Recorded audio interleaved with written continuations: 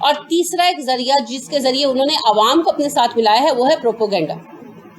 ٹھیک ہے, پروپوگیشن بہت کی انہوں نے مسلمانوں کے خلاف اور عیسائیوں کو یقین دلا دیا کہ مسلمان عیسائیوں کے دشمن ہیں, جس کی وجہ سے عیسائی گویا ہماری مخالفت میں ان سے جا ملے جو عوام ہیں جن کو دین کا کوئی پتہ نہیں. تو یہ سب کچھ کیوں ہوا؟ اس وجہ سے کہ ہم کچھ بھی نہیں کر رہے تھے, ہم خواب خرگوش کے مزے لے رہے تھے, ہے نا. خرگوش کو یقین تھا نا میں تو 2 چھلانگوں میں پہنچ جاؤں گا, تو سویا ہی رہ گیا. وہ ہمیں بھی یقین تھا کہ ہم دین والے ہیں, ہم نے کامیاب ہونا ہی ہونا ہے. ہم ایسے سوئے کہ اٹھ ہی نہیں رہے. اب آ کر حرکت شروع ہوئی ہے, انشاءاللہ حرکت ہوئی ہے تو برکت بھی آئے گی, مگر وقت تو لگے گا. شارٹ کٹ کوئی نہیں. یہود نے پچھلے 1400 سال محنت کی ہے. جو ہمارا زمانہ گزرا ہے نا, انہوں نے زیر زمین محنت کی مسلسل محنت کی, غلط رستے میں کی مگر محنت کی. ان کی ڈھٹائی دیکھیں اور ہماری عدم مستقل مزاجی ملاحظہ فرمائیں. سادگی اپنوں کی دیکھ, اوروں کی عیاری بھی دیکھ. تو انہوں نے اندر اپنے اس ناپاک مقصد کے لیے کام کیا اور 1000 سال انہوں نے زیر زمین زندگی گزاری ہے اپنی سازشوں کے ساتھ. پھر آہستہ آہستہ ان کو جگہ ملنی شروع ہوئی. اب پچھلے 150-200 سال سے تو وہ ہمارے سروں پر ناچ رہے ہیں کیونکہ وہ دنیا میں چھا گئے ہیں نا. لیکن اس چھانے کے پیچھے ان کی 1000 سے 1200 سال کی محنت ہے. تو پھر سوچ لیں, اس کو ختم کرنے کے لیے ہمیں بھی محنت کرنی پڑے گی.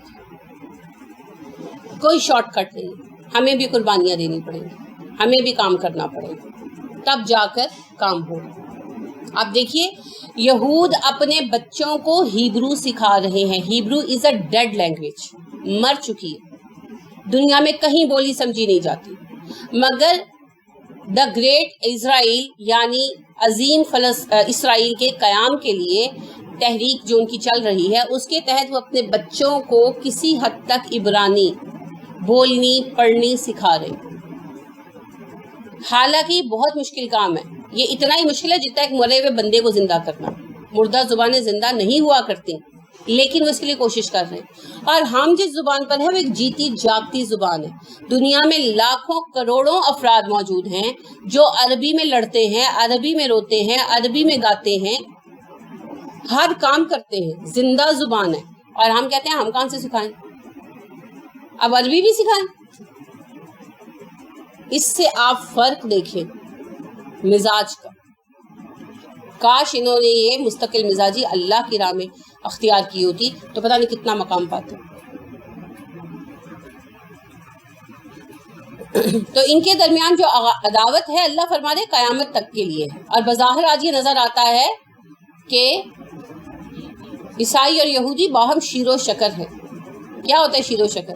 دودھ میں چینی گھل جائے, شیر دودھ کو کہتے ہیں. تو شیر و شکر دودھ میں چینی گھول دو تو الگ نہیں ہوتی. بظاہر ایسے, حقیقت ایسے نہیں. لہٰذا جس وقت مسلمان صحیح معنوں میں کام کریں گے, جیسا کہ اب کام شروع ہوا ہے اور کر رہے ہیں لوگ الحمدللہ, تو پھر عیسائیوں کو بھی ہوش آ جائے گا. اور رہا سہا جو تھوڑا بہت تعصب ہے وہ عیسیٰ علیہ السلام کے آنے سے بھی جاتا رہے گا. لیکن خیر وہ تو اللہ کا کام ہے. ہمیں اپنا کام یہ کرنا ہے کہ اپنی پوزیشن بھی کلیئر کرنی ہے اور یہود کے عزائم بھی دنیا کے سامنے لانے. وہ نہ ہمارے سگے ہیں اور نہ وہ عیسائیوں کے سگے ہیں. عیسائیوں کو تو صرف استعمال کر رہے ہیں. وَسَوْفَ ان قریب يُنَبِّئُهُمْ بتائے گا ان کو اللہ. یونبے نون بے حمزہ سے ہے, جسے نبی ہوتا ہے نبا ہوتا ہے. کس کو کہتے ہیں نبا؟ یقینی خبر کو. یونبئہم اللہ انہیں لازماً اطلاع دے گا, پکی خبر دے گا. بما کانوا ساتھ اس کی جو تھے وہ یصنعون کیا کرتے. صاد نون عین, اسی سے آپ سنت ثنائے وغیرہ کا لفظ بناتے. جو کچھ وہ کرتے رہے بناتے رہے اللہ اس کو ان کی اطلاع دے گا. قیامت کے دن کی بات ہو رہی ہے, اللہ کھول کر بتائے گا کیا کر کے آئے ہو تم لوگ. تو بنانا بمانے دین کی جو شکل بنائی, جو اعمال کی شکل بنائی. یہود نے اصل میں ٹریپ کیا عیسائیوں کو. عیسائیوں میں عیسیٰ علیہ السلام کی واپسی کا کوئی تصور موجود نہیں تھا. میں نے آپ سے کہا تھا نا, عیسائی یہ مانتے ہیں جب ان کا دین بگڑا, پہلے تو اسلام تھا, اسلام میں تو پتہ تھا عیسیٰ علیہ السلام نے دوبارہ آنا ہے, ٹھیک ہے نا, عقائد جو آخرت کے تھے. لیکن انہوں نے پھر اس کو خراب کر دیا، بگاڑ دیا۔ انجیل میں اس چیز کا باقاعدہ کوئی ذکر نہیں تھا، کیونکہ انجیل تو عیسیٰ علیہ السلام کی زندگی میں نازل ہوئی، عیسیٰ علیہ السلام کے اٹھائے جانے سے پہلے اتری۔ لیکن ویسے جیسے حدیث کے طور پر صحابہ یہ جانتے تھے کہ عیسیٰ علیہ السلام زندہ اٹھائے گئے اور زمین پر دوبارہ آئیں گے، لیکن پھر سینٹ پال کے ذریعے جب دین کی شکل بدلی اور عیسائیت پیدا ہوئی، اسلام پیچھے چلا گیا اور بگڑ گیا، اس وقت مسخ ہو گیا اور عیسائیت ابھری، تو اس عیسائیت میں عیسیٰ علیہ السلام کی واپسی کا کوئی تصور نہیں تھا جو آج عیسائیت پائی جاتی ہے۔ لہٰذا آج کی بائبل میں جو نیو ٹیسٹیمنٹ ہے اور اولڈ ٹیسٹیمنٹ ہے، دونوں میں عیسیٰ علیہ السلام کی واپسی کا کوئی تذکرہ نہیں۔ وہ یہ کہتے ہیں جدید عہد نامہ جدید والے، یعنی کہ انجیل کے جو بچے کچھ حصے ان کے مطابق جو انہوں نے چینج کیا، اس میں یہ کیا کہ عیسیٰ علیہ السلام اپنی وفات کے 3 دن بعد واپس آئے اور اپنے مختلف ساتھیوں سے ملاقات کی، صحابہ سے ملاقات کی، اور 10 مختلف صحابہ سے یہ نہیں ملے، اور اس کے بعد پھر بگی پر بیٹھ کر یا ویسے مختلف الگ الگ بیانات ہے نا، یعنی اس کے بعد وہ چلے گئے آسمان پر اور اب انہوں نے نہیں آئے۔ لیکن آج عیسائیوں میں یہ عقیدہ موجود ہو گیا ہے کہ عیسیٰ آئیں گے، ٹھیک ہے، مسیح الدجال کا اور عیسیٰ کا عقیدہ موجود ہے۔ اب کیسے آیا؟ ان کی انجیل میں تو موجود نہیں ہے، قرآن سے سیکھتے تو پھر بحث کس بات کی تھی، پھر قرآن ہی کو نہ مان لیتے۔ یہود نے یہ عقیدہ ان کے اندر پیدا کیا کہ عیسیٰ علیہ السلام دوبارہ آئیں گے اور کافروں کے کلا کما کے لیے آئیں گے، اب جو ان کے نزدیک کافر ہے یعنی ہم، اور ان کا شروع سے ہی ماننا ہے یہود کا کہ آسمانی حکومت ہمیں مل جائے گی۔ کیا ہے آسمانی حکومت؟ جنت۔ تو پھر عیسائی کہاں جائیں گے؟ کیونکہ وہ تو کہتے ہیں جنت میں صرف ہم جائیں گے، اور وہ آج بھی یہی کہتے ہیں۔ تو پھر انہوں نے عیسائیوں کو یہ لالی پاپ دیا ہے کہ زمینی جنت تمہیں مل جائے گی، ٹھیک ہے، تو دنیا پر بھی حکومت قائم ہو جائے گی جو تمہیں ملے گی، اور آسمانی حکومت یہودیوں کو ملے گی، اور باقی سارے جہنم میں جائیں گے۔ یہ بالکل نیا عقیدہ ہے عیسائیت کے اندر۔ جو عیسائی بنا ہوا دین بھی ہے نا، جو عیسائی مذہب کہلاتا ہے آج، اس کے اندر بھی یہ عقیدہ موجود نہیں تھا۔ یہ پچھلے 50-60 سال میں رفتہ رفتہ کھڑا کیا گیا، اور اب جو ہے نا جوان بچے ان کے ذہنوں میں یہ چیز ہے، جو عیسائیت میں بھی فردر اضافہ ہے۔ عیسائیت تو خود بدلی ہوئی شکل ہے، مگر اس میں بھی یہ عقیدہ نہیں تھا۔ یہ ہے ان کا پروپوگنڈا، یہ ہے ان کی صنعت، جس کے اوپر انہوں نے عیسائیوں کی ہمدردیاں حاصل کی۔ حکومت کو تو پھنسا لیا نا شکنجے میں، اب عوام کو کیسے پھنسائیں گے؟ اس کے لیے انہوں نے یہ پالیسی اختیار کی۔ اور اس کے پیچھے اب دیکھیے انہوں نے بہت بڑی بنیاد رکھی۔ جو چرچ تھا، کلیسا جو تھا، کرپٹ تھا، بہت زیادہ کرپٹ تھا، کیونکہ عیسائیت میں حکومت جو ہے وہ چرچ کے تحت چلتی تھی۔ چرچ کا اختیار جو ہے وہ بادشاہ کے اختیار سے زیادہ تھا، ٹھیک ہے۔ اب اس کی وجہ سے مسئلہ پتہ ہے کیا بنا؟ چرچ آہستہ آہستہ اپنے اختیار میں شدید ہوتا گیا اور مذہبی منافرت بڑھ کر ظلم کی شکل اختیار کر گئی۔ لہٰذا لوگوں کے اندر اس کے خلاف نفرت پائی جانے لگی۔ تو اصول کیا تھا؟ چرچ کا اختیار ختم کر دیتے، حکومت میں عمل دخل بند کر دیتے۔ لیکن جب تحریک چلی اس کے خلاف، تو تحریک کیا چلی کہ ہمیں مذہب نہیں چاہیے زندگی میں، ہم اپنی زندگیوں سے مذہب نکال دیں گے، ٹھیک ہے۔ تو اس طرح پروٹیسٹنٹ فرقہ وجود میں آیا، اور آج عیسائی جو ہیں 90% پروٹیسٹنٹ ہی ہیں۔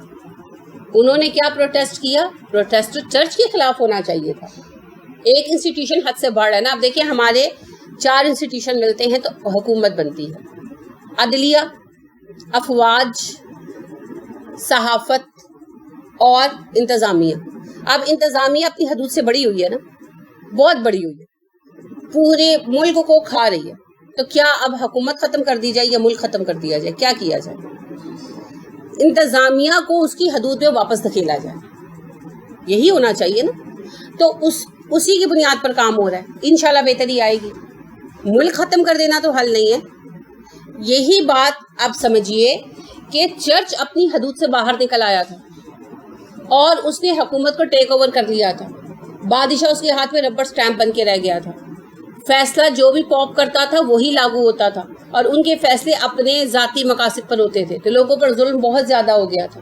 لہٰذا 18ویں صدی میں یورپ میں 5 لاکھ افراد کو جادوگر قرار دے کر سزا دے دی گئی موت کی، زندہ جلانے کی. اور کتنا بڑا ظلم تھا. کیا ثبوت تھا جادوگر ہونے کا؟ کوئی ثبوت نہیں تھا. بس وہ رشوت دے کر تو دلوا لیتے تھے سزائیں. تو اب ہونا یہ چاہیے تھا کہ انتظامی کام حکومت کے پاس رہے اور مذہبی کام چرچ کے پاس رہے، چرچ اس کی حدود میں واپس بھیجا جائے. مگر اس کی بجائے پروٹیسٹ اس بات پر ہوا کہ مذہب کو زندگی سے نکال دیا جائے. لہٰذا پروٹیسٹنٹ فرقہ پھر غالب آیا اور مذہب زندگی سے نکال دیا گیا، پریکٹیکلی نکال دیا گیا اور صرف چرچ کی حد تک رہ گیا. لہٰذا آج سب سے برا سوال جو سمجھا جاتا ہے یورپ میں وہ یہی ہوتا ہے کہ کسی سے اس کی ولدیت پوچھی جائے یا کسی سے اس کا مذہب پوچھا جائے. سخت معیوب مانا جاتا ہے. مذہب کو زندگی سے پریکٹیکلی نکال دیا گیا. زندگی کو ہر کوئی اپنی مرضی کے مطابق جیے، یہ اصول رکھا گیا. اب نتیجہ کیا نکلا اس کا؟ یہ سب کچھ اب دیکھیں 18ویں صدی کے اینڈ میں ہو رہا تھا، تو اب تقریباً اس کو 150 سال ہو گیا رفلی. اس سارے عرصے کے اندر جو نسلیں گزری، 5-6 نسلیں گزر گئی نا، جو اب نسل ہے وہ مذہب کے بارے میں کچھ نہیں جانتی. کیونکہ پہلے جیسا تیسا بھی ان کا مذہب تھا، وہ اس کے متعلق پڑھتے تو تھے، جیسے بھی ان کی اناجیل تھی پڑھتے تو تھے. وہ پڑھنا چھوڑ دیا انہوں نے، وہ بنیادی تعلیم بھی چھوڑ دی. قصے کہانیاں بھی حتیٰ کہ ختم ہوگی، دادیوں نے سنائی. جو وہ والی نسل تھی جو پروٹیسٹنٹ فرقے سے پہلے تھی، انہوں نے اپنے بچوں کو سنائی. پروٹیسٹنٹ فرقے نے کوئی ایک آدھ بات ذکر کی، اگلوں نے معیوب سمجھ کر وہ بھی نہیں کی. رفتہ رفتہ وہ سینہ بسینہ قسم کا علم بھی ختم ہو گیا. تو اب جو نسل آ رہی ہے، جو پچھلی نسل تھی، جو اب کی نسل ہے، وہ مذہب کے متعلق بالکل کورے ہے. کیوں اتنی محنت کروائی یہود نے؟ کیوں یہ فتنہ اس طرح سے اٹھایا؟ تاکہ جب وہ آ کر یہ قصہ سنائیں کہ عیسیٰ نے آنا ہے اور جب وہ آئیں گے تو جنت آسمان کی ہمیں مل جائے گی اور زمین کی حکومت تمہیں مل جائے گی، تو کوئی یہ نہ کہے کہ ہماری انجیل میں تو تذکرہ نہیں آیا، تم کہاں سے قصہ لے آئے ہو. جیسے آج ہمارے بچے دین کا علم نہیں نہ رکھتے، تو جو بھی کوئی کچھ بتاتا ہے نا تو پھر اسی کے اوپر بیٹھ جاتے ہیں کہ ہاں یہ بات جو ہے پتہ نہیں، ہمیں تو فلانے نے یہ بتا دیا تو وہ بتا دیا. تو یہ لا علمی کا عذاب ہے. پوری اس کے پیچھے 2-2.5 صدیوں کی مشقت موجود ہے یہود کی، جس کے بعد وہ آج اس پوائنٹ پر لے آئے ہیں. اس وجہ سے آپ دیکھیے کہ بیت المقدس کے معاملے میں عیسائی عوام جو ہے وہ اسرائیلیوں کو سپورٹ کر رہی ہے، مسلمانوں کو نہیں کر رہی. ایک سبب یہ ہے، اور دوسرا سبب ٹیررزم کا جو ہوا کھڑا کیا گیا، اس سے انہوں نے ایک تو یہ فائدہ لیا نا. ویسے تو ان کے سامنے کئی فائدے ہوں گے، وہ ہم سے بہت زیادہ چالاک ہیں، لیکن جہاں تک میں سمجھ پائی ایک فائدہ تو انہوں نے یہ لیا کہ ان کے ہتھیار بک رہے ہیں، ان کی انڈسٹری چل رہی ہے، ویپن انڈسٹری.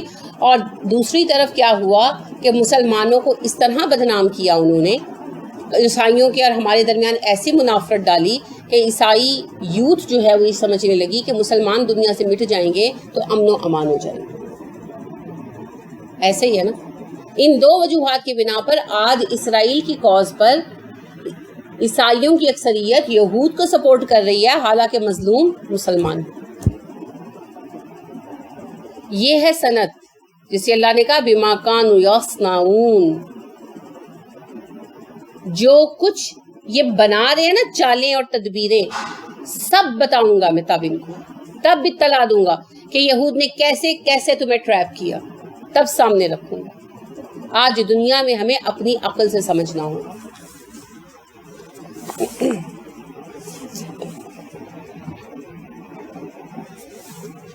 اور اس وقت میں ہمارا حال یہ ہے، میں اخبار میں نیوز دیکھ رہی تھی سنڈے کے، کہ بھارت میں مودی صاحب سے جا کر ملے ہیں اہل سنت علماء، اور انہوں نے وہابی علماء کے خلاف پروٹیسٹ کیا اور ان پر کچھ پابندیوں کا تقاضا کیا، جس پر مودی صاحب نے فرمایا کہ اگر مسلمان تصوف کی طرف آ جاتے تو یہ دنیا میں بھی جو آپ لوگوں نے، یعنی یہ اس کا اسٹیٹمنٹ تھا اخبار میں کہ مودی نے کہا جواب میں کہ اگر مسلمان تصوف کی طرف آتے اور تصوف کے علم سے فائدہ اٹھاتے تو جو دنیا میں بھی ٹیررزم بھرپا کر رکھا ہے آپ لوگوں نے وہ بھی ختم ہو جاتا اور آپ لوگوں کی باہمی عداوتیں بھی ختم ہو جاتی.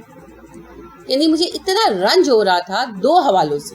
ایک، مسلمانوں کے لیے کیا حالات ہیں اس وقت دنیا میں، اور ابھی بھی ہمارے پاس وقت ہے سنی وہابی جھگڑے حکومتی لیولوں پر لے کر جانے کی، اور ہمارے علماء اتنے بے وقوف ہیں کہ ایک جاہل ہندو کو وہ موقع دے رہے ہیں ہمارے اوپر تنقید کرنے کا، وہ ہمیں راہ راست بتا دیں. سبحان اللہ.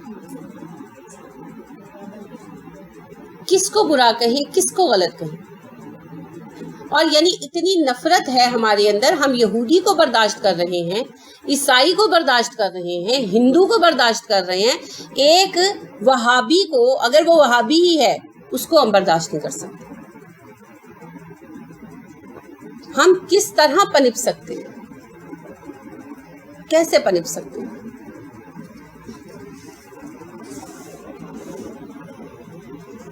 تو یہ ساری جو چالیں ہیں جن میں ہم ٹریپ ہو رہے ہیں اور جن میں عیسائی ٹریپ ہو رہے ہیں، قیامت کے روز اللہ کہتے ہیں ہم ان کو واضح اطلاعات دیں گے.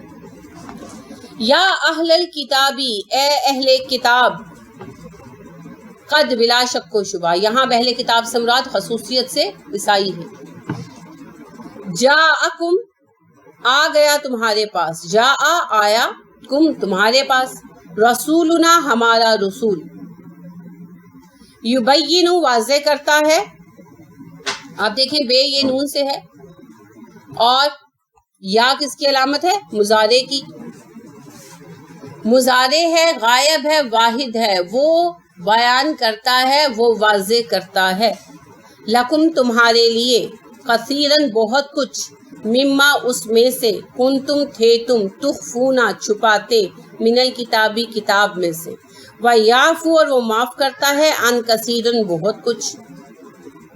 اے اہل کتاب، بے شک تمہارے مابین ہمارا رسول آ چکا ہے، اور ہمارا یہ رسول بہت کچھ بیان کرتا ہے ان باتوں میں سے جو تم چھپاتے ہو کتاب میں سے، اور بہت کچھ وہ معاف کر دیتا ہے.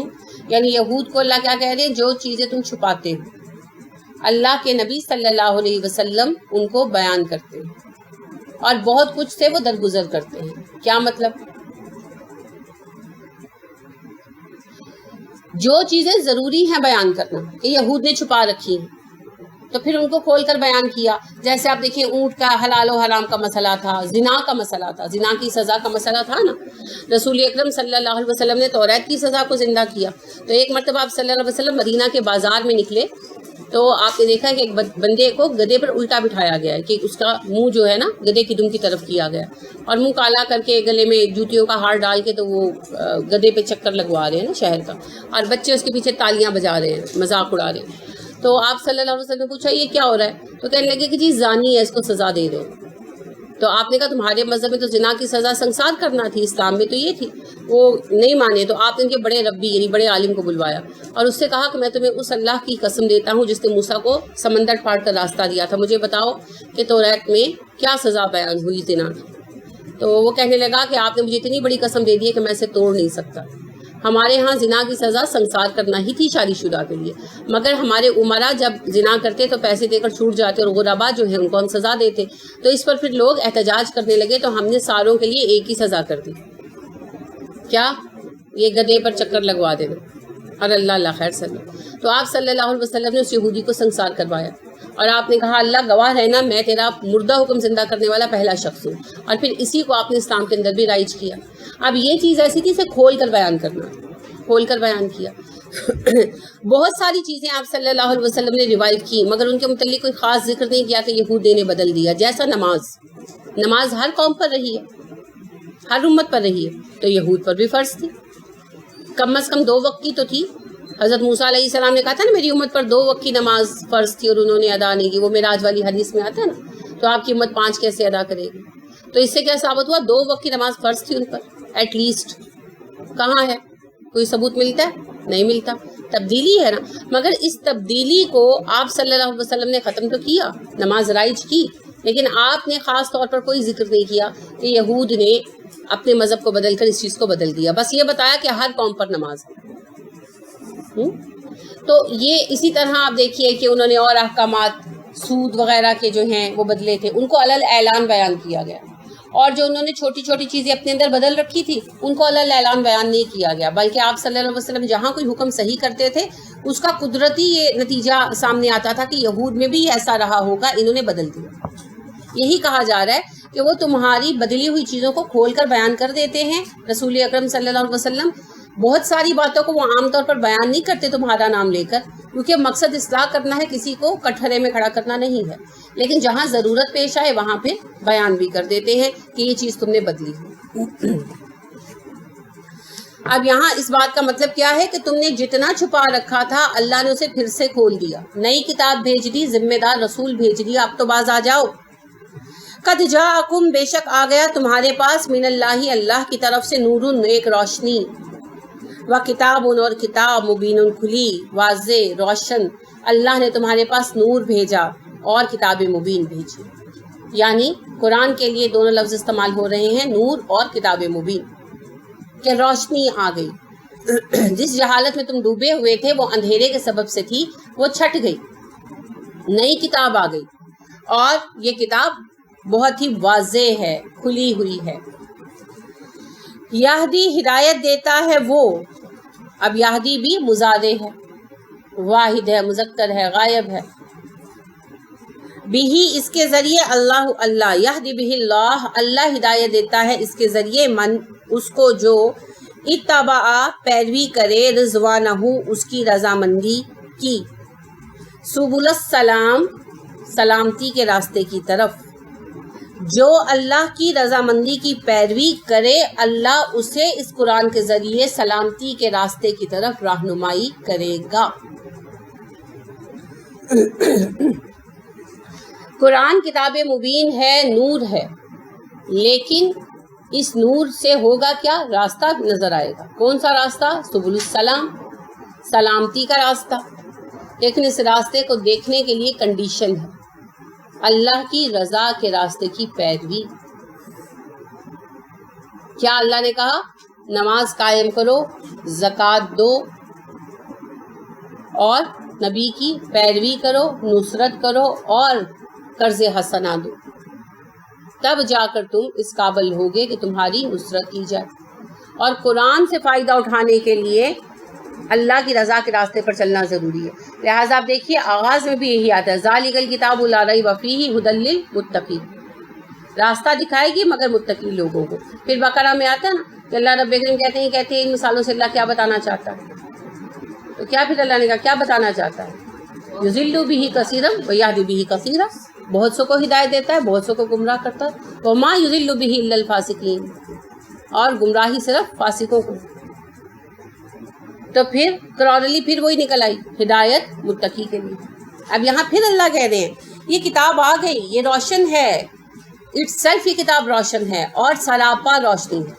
ایک تو یہ کتاب کھلی ہوئی ہے، ہر بات واضح کر دیتی ہے، اور جب اس کتاب کو تم اپنے لیے فرقان بنا لو تو ایسی روشنی ہے کہ ہر چیز واضح ہو جائے۔ نور کیا ہوتا ہے؟ روشنی، روشنی میں کیا ہوتا ہے؟ ہر چیز اصل شکل میں نظر آنے لگتی ہے۔ اندھیرے میں آپ کے سامنے آپ کو لگتا ہے کہ کوئی شیر کھڑا ہے، اور جب روشنی ذرا سی ہوتی ہے، آپ موم بتی اپنے موبائل کی لائٹ جلاتے ہیں تو آپ دیکھتے ہیں کہ وہاں پر کوئی لکڑی کا ٹکڑا پڑا ہے یا کوئی کپڑا اس اینگل پہ پڑا ہے کہ آپ کو وہ عجیب ہی شکل نظر آ رہی ہوتے ہیں نا ایسا۔ آپ دیکھیے کہ اندھیرے میں آپ کو دیواروں پر بڑے بڑے سائے نظر آتے ہیں، اور روشنی کر لیں تو کچھ بھی نہیں ہوتا۔ یہ ہے روشنی اور اندھیرے کا فرق۔ تو قرآن پہ روشنی بن جاتا ہے، وہ جو ہیبت ناک چیزیں نظر آ رہی ہیں، جو بلائیں اور مصیبتیں نظر آ رہی ہیں، سب غائب ہو جاتی ہیں روشنی پاتے۔ لہٰذا قرآن یہ کام کرے گا، سب کچھ واضح کر دے گا، چیزیں اپنی جگہوں پر نظر آنے لگیں گی۔ اندھیرے میں آپ کو لگتا ہے کہ آپ کے سامنے اونٹ ہے، اور آپ لائٹ جلاتے ہیں تو کیا نظر آتا ہے؟ کوئی کیل ایسا لگا ہوا تھا یا کوئی ڈیکوریشن پیس ایسا پڑا ہوا تھا کہ جو آپ کو اس کا شیڈو جو تھا وہ اونٹ کی طرح نظر آ رہا تھا۔ تو راستے میں کوئی رکاوٹ حقیقت میں نہیں ہوتی۔ تو جتنی رکاوٹیں شیطان ہمیں دکھا رہا ہوتا ہے، جب قرآن کی روشنی پھیلتی ہے وہ ساری رکاوٹیں غائب ہو جاتی ہیں۔ لیکن اس روشنی کا حصول کیسے ممکن ہے؟ اللہ کی رضا کے راستے پر چلے. لہٰذا جو اللہ کی رضا کی پیروی کرے گا، من اتبع رضوانہ، جو اللہ کی رضا کی پیروی کرے گا. رضا کیا ہے اللہ کی؟ اللہ نے آپ کو بتا دیا، ان اللہ یحب المحسنین، اللہ احسان کرنے والوں سے پیار کرتا ہے. تو جب یہ روش اپنائیں گے نا تو پھر انشاءاللہ کیا ہوگا؟ اللہ رہنمائی کرے گا. کدھر؟ سبل السلام، سلامتی کے راستے کی طرف. سلامتی کیا ہے؟ جان کی سلامتی، مال کی سلامتی، ایمان کی سلامتی، اور سارے خطروں سے بچ کر جنت پہ پہنچ جانا سب سے بڑی سلامتی. تو سبل السلام کی طرف، وہ راستہ جو دنیا میں بھی کامیابی دے گا اور آخرت میں بھی کامیابی دے گا. پھر عمر فاروق کی دعا جاتی ہے نا، اللہم ارزقنی حیاتاً سعادتاً و موتاً شہادتاً فی بلد رسولک الامین. شہادت کی موت اور سعادت کی زندگی. تو پھر یہ سبل السلام ہے جو ہمیں سارے خطروں سے بچا کر نکال کر لے جاتا ہے. آپ جب سفر کر رہے ہوں شہر سے باہر تو ڈاکوؤں قزاقوں سے بچنے کا کیا طریقہ ہے؟ آپ شاہ راہ پر رہیں، ہے نا، شارٹ کٹ استعمال نہ کریں. جب آپ شارٹ کٹس میں پڑتے ہیں نا اور راستہ بھول جاتے ہیں تو کیا ہوتا ہے؟ جنگل میں پھنس جاتے ہیں، دیہاتوں میں پھنس جاتے ہیں تو جاٹ لوٹ لیتے ہیں، درندوں کا شکار ہو جاتے ہیں، 100 حادثے پیش آتے ہیں. تو اگر آپ حادثوں سے بچنا چاہتے ہیں تو کیا طریقہ ہے؟ مین شاہراہ نہ چھوڑیں، اپنا جی ٹی روڈ نہ چھوڑیں، اس کے اوپر چلتے ہیں. تو وہ پھر سبل السلام ہے نا. تو ایک ہے سبل السلام جس پر ہم چلیں گے تو شیطان کے سارے چکروں سے بچ جائیں گے انشاءاللہ. اگر ذرا دائیں بائیں ہوئے تو پھنس جائیں گے کسی نہ کسی چکر میں. اسی سبل السلام کا دوسرا نام صراط مستقیم. صراط مستقیم اور سبل السلام ایک ہی چیز ہے. صراط مستقیم اصل نام ہے اور سبل السلام اس کا ایک صفاتی نام کہہ لیں. سیدھا راستہ ہی سلامتی کا راستہ ہوتا ہے نا. دنیا میں بھی شارٹ کٹ ڈھونڈنے والے کیا ہوتا ہے؟ پھنس جاتے ہیں. آپ دیکھیے ٹریفک جام ہوتا ہے نا جب بھی، تو آپ نوٹس فرمائیں، جب لوگ اسی سڑک پر جس سے جا رہے ہوتے ہیں واپس مڑتے ہیں تب ٹریفک جام کرتے ہیں اور لوگوں کو پھنسا دیتے ہیں. خود بھی پھنس جاتے ہیں، اس سیانے خود بھی پھنس جاتے ہیں، لوگوں کو بھی پھنسا دیتے ہیں اور پھر 4 گھنٹے کا ٹریفک جام ہوتا ہے. اسی طرح سے جب ہم دین میں شارٹ کٹ ڈھونڈتے ہیں تو کہیں نہ کہیں اسٹک ہو جاتے ہیں یا کسی کے چکر میں پھنس جاتے ہیں.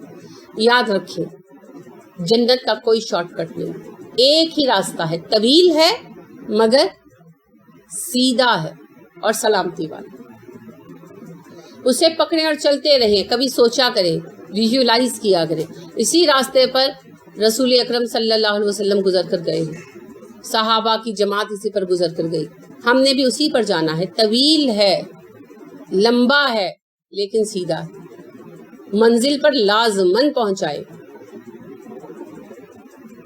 تو آپ دیکھیں کہ بچپنا ہوتا ہے نا شارٹ کٹ لینا. بچے جب نئی نئی ڈرائیونگ سیکھتے ہیں نا تو وہ بڑا کرتے ہیں، نہیں امی ادھر سے جلدی پہنچ جائیں گے، امی 15 منٹ بچیں گے. پھر ہوتا کیا ہے، وہ گلیوں میں راستہ نہیں ملتا اور جب 15 منٹ کے بچنے ہوتے ہیں 1.5 گھنٹہ لگ جاتا ہے آدھے گھنٹے کی جگہ. مائیں کوستی رہتی ہیں. ایسے ہی ہوتا ہے نا. اور شوہروں کے ساتھ سفر کر رہے ہو کہیں بھی کہ یہاں سے مڑ جائیں ایسی ہو جائے گا تو رہن دے نہیں، یہ سیدھا راستہ ہے، رہن دے. ہوتا ہے نا ایسے. میچورٹی کا فرق ہے. تو مذہبی اعتبار سے ہم ابھی تک بچے ہیں، اممیچور، شارٹ کٹ ڈھونڈتے ہیں. نماز نہ پڑھنی پڑے اور جنت مل جائے، لہٰذا پیر ڈھونڈ لو. کوئی پیر نہیں جنت میں پہنچا سکتا. جنت میں سب کو خود جانا پڑے گا. کھلے صراط کوئی کسی کو طے نہیں کرائے گا، خود طے کرنا پڑے گا. دیکھیے رسول اکرم صلی اللہ علیہ وسلم سب سے زیادہ سچے انسان تھے. کیا آپ سے بڑھ کر کوئی سچا ہو سکتا ہے؟ نہیں ہو سکتا. انسانوں میں صدق آپ پر ختم ہے. آپ صلی اللہ علیہ وسلم کے اعلان نبوت سے پہلے آپ کا لقب تھا الصادق. اور آپ صلی اللہ علیہ وسلم نے جب اپنی قوم کو علی اعلان دعوت دی تھی تو انہوں نے تب بھی کہا تھا، محمد ہم جانتے ہیں تم جھوٹ نہیں بولتے، صلی اللہ علیہ وسلم. تو آپ صلی اللہ علیہ وسلم سے حضرت عائشہ صدیقہ رضی اللہ تعالیٰ عنہ نے کہا کہ اللہ کے نبی صلی اللہ علیہ وسلم آپ دنیا میں تو بہت عائشہ کرتے ہیں، تو آخرت میں بھی مجھے یاد کریں گے. اور آپ دیکھیں آپ کو عائشہ سے بہت پیار تھا. ایک مرتبہ ام عائشہ بیان کرتی ہیں کہ میں آپ صلی اللہ علیہ وسلم سے لڑ پڑی تو بولنے لگی اونچی اونچی. تو ابو بکر آ گئے. تو ابو بکر نے مجھے بولتے ہوئے دیکھا تو مجھے تھپڑ مارنے لگے. تو آپ بیچ میں آ گئے.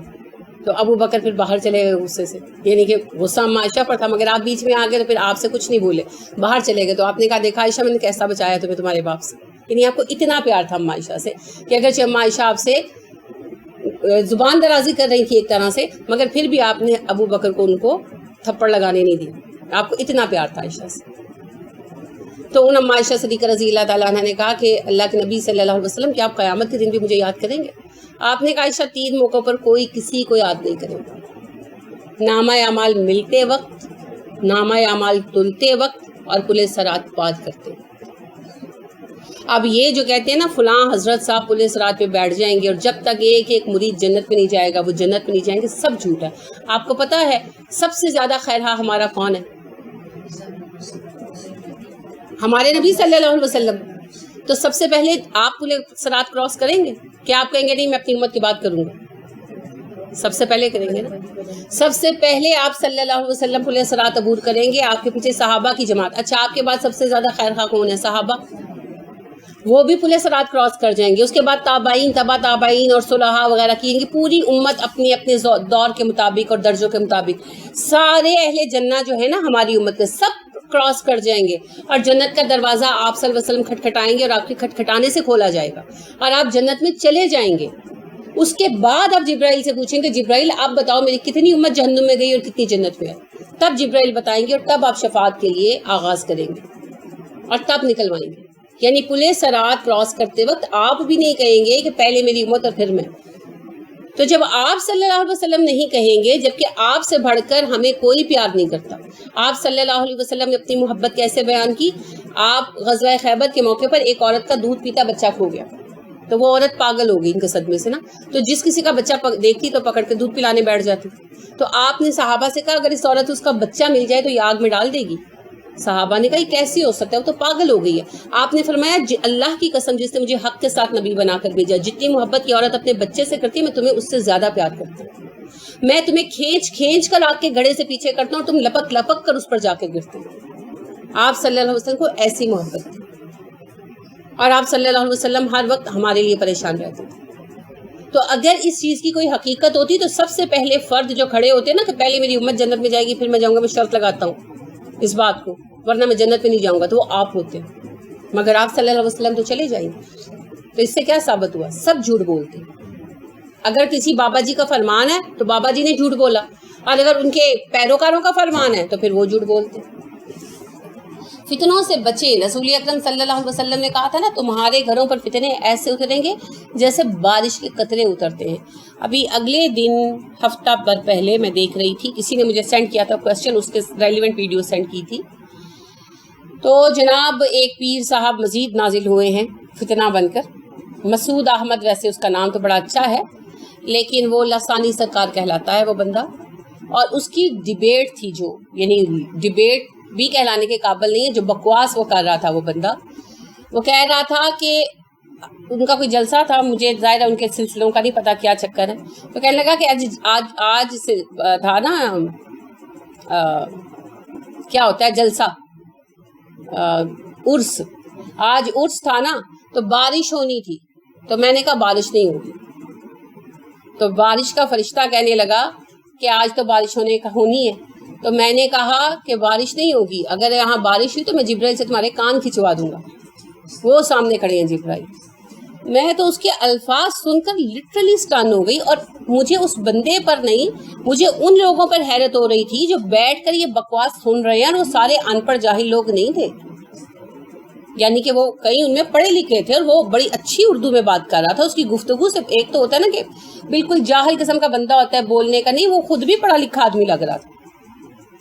پھر وہ فردر یعنی کہ وہ 2-3 کلپس تھے نا، تو ایک کلپ میں وہ کہنے لگا کہ یہ فقر کی باتیں ہیں جو میں آپ کو بتا رہا ہوں، دل کھول کر سنیے گا. میرے 2 وزیر بنائے گئے، جبرائیل اور میکائیل. اب آپ یہ دیکھیں رسول اکرم صلی اللہ علیہ وسلم نے کہا میرے 2 وزیر زمین پر ہیں اور 2 آسمان پر ہیں. زمین پر ابو بکر و عمر اور آسمان پر جبرائیل اور میکائیل. اب دیکھیں وہ دعوی نبوت کا فرماتا ہے انا للہ و انا الیہ راجعون. اور حیرت صرف ان لوگوں پر ہے جو بیٹھ کر سن رہے ہیں. رسول اکرم صلی اللہ علیہ وسلم نے فرمایا میری امت میں کسی سے فرشتے کلام نہیں کریں گے، اگرچہ بنی اسرائیل میں کئی غیر نبیوں سے فرشتوں نے کلام کیا۔ میری امت میں اگر کسی سے کلام کیا گیا تو وہ صرف عمر ہوگا، صرف عمر۔ اور اب وہ کہہ رہے ہیں جی جبرائیل بھی حاضر ہیں اور میں ان کو کہوں گا، لوگ کان کھینچیں گے۔ سبحان اللہ، میں اس قدر حیرت زدہ ہو رہی تھی اس بندے کی جرت پر اور سننے والوں کی جہالت پر۔ آپ کو سمجھ نہیں آتی کہ یہ بندہ کیا بکواس کر رہا ہے، اور پھر کہتے ہیں جی ہم شرک نہیں کرتے۔ آپ کو پتا ہے کہ رسول اکرم صلی اللہ علیہ وسلم جو تھے، اللہ کے نبی، ہمارے پیارے نبی ہیں، آپ صلی اللہ علیہ وسلم کو جبرائیل پر اختیار تھا؟ نہیں تھا، بالکل۔ جب جبرائیل کچھ دن ملنے نہیں آئے، جو کاف میں آپ سورہ کاف میں آپ پڑھتے کہ جبرائیل نے کہا کہ ہمیں جب اللہ کو حکم ہوتا ہے ہم آتے ہیں، جب نہیں ہوتا ہم نہیں آتے، تو بیچ میں کچھ دن جبرائیل نہیں آئے، تو آپ کو چونکہ عادت ہو گئی تھی نا جبرائیل سے روز ملاقات کی، تو آپ عجیب سی فطرت میں بے چینی سی پاتے رہے۔ تو پھر ہفتہ یا 10 دن جبرائیل نہیں آئے، تو ہفتہ یا 10 دن بعد آئے، تو آپ نے کہا کہ جبرائیل آپ اتنے دن آئے نہیں، تو انہوں نے کہا کہ جی جیسے اللہ کا حکم ہوتا ہے ویسے ہی آتے ہیں۔ پھر اس پر آیتیں اتار دی گئی۔ یہ آیتیں پتہ ہے کیوں اتاری گئی؟ میں جب پڑھتی تھی کاف میں یہ، تو میں سوچتی تھی کہ کچھ کیوں اللہ نے کہا، یہ تو انڈرسٹوڈ ہے، یہ اس قسم کی بکواسیں بھی ہونی تھی، اللہ کو علم تھا نا۔ تو اللہ نے بتا دیا کہ جو کنفرم ماشاءاللہ نبی ہیں، جن پر وحی اتری، قرآن اترا، ان کو بھی اختیار نہیں کہ جبرائیل کو آرڈر دے کر بلا لیں۔ اور اس جیسے حقیر اور جھوٹے لوگ، ان کے سامنے جبرائیل حاضر ہے نا، وہ جبرائیل کو جو کہیں گے جبرائیل کریں گے علیہ السلام۔ تو یہ ہیں فتنے، اور یہ یہیں سے بڑھتے ہیں، ان کی بنیاد یہیں پہ رکھی جاتی ہے کہ جی ہمیں قیامت کے دن کوئی بخشوا لے گا۔ اب جس کا پیر جتنا طاقتور ہوگا اس کی نظر میں اتنا ہی زیادہ بخشوا لے گا نا۔ جس کے حاضر معاذ اللہ، جس کے حضور حاضر رہتے ہیں جبرائیل، اور اس کے کہنے پر فرشتوں کو ڈانٹ ٹپٹ کرتے رہتے ہیں، تو وہ تو پھر یعنی کہ اس کو تو لڈیاں ڈالنی چاہیے نا کہ میرا پیر تو بچا لے گا، وہ تو بڑا پاورفل ہے اللہ کے ہاں۔ اس کے ہاں چھوٹے موٹے فرشتے تھوڑی آتے ہیں، جبرائیل حاضری پہ رہتے ہیں۔ جب تک یہ تصور ختم نہیں ہوگا ہم شرک کے پھندے سے نہیں نکلیں گے، ٹھیک ہے؟ رہ گیا یہ ڈول بجانا کہ اسلام مسلمانوں میں شرک نہیں آ سکتا، بکواس ہے۔ رسول اکرم صلی اللہ علیہ وسلم نے فرمایا تمہارے مابین شرک اس طرح آئے گا جیسے سیاہ رات میں سیاہ پتھر پر سیاہ چیونٹی، کہ تمہیں محسوس نہیں ہوگا۔ تو شرک سے بچنا ضروری ہے۔ لہٰذا یاد رکھیں کہ جنت کا جو راستہ ہے وہ اپنے اپنے طور پر طے کرنا ہے۔ تو اس سلامتی کے راستے کے لیے آج ہمیں کام کرنا ہوگا۔ اللہ دنیا میں بھی سلامتی دے گی انشاءاللہ، اور آخرت میں بھی۔ دنیا میں بعض اوقات ایسا ہوتا ہے کہ اللہ رب کریم کی طرف سے آزمائش آ جاتی ہے، لیکن آخرت میں تو پھر سلامتی پکی ہے۔ اور اس سبل السلام کو پانے کا ایک ہی طریقہ ہے، اللہ کی رضا کی پیروی۔ اور اللہ کی رضا کیا ہے؟ رسول اکرم صلی اللہ علیہ وسلم کی زندگی۔ آپ صلی اللہ علیہ وسلم نے ساری عمر وہی کیا جو اللہ کی رضا تھی، لہٰذا آسان الفاظ میں سنت پر زندگی گزاریں، اللہ کی رضا پالیں، اور اللہ کی رضا آپ کو سلامتی کے ساتھ جنت میں پہنچائے گی۔ اس کے سوا جنت میں پہنچانے کے جتنے طریقے بتائے جاتے ہیں سارے جھوٹ ہیں۔ ٹھیک ہو گیا؟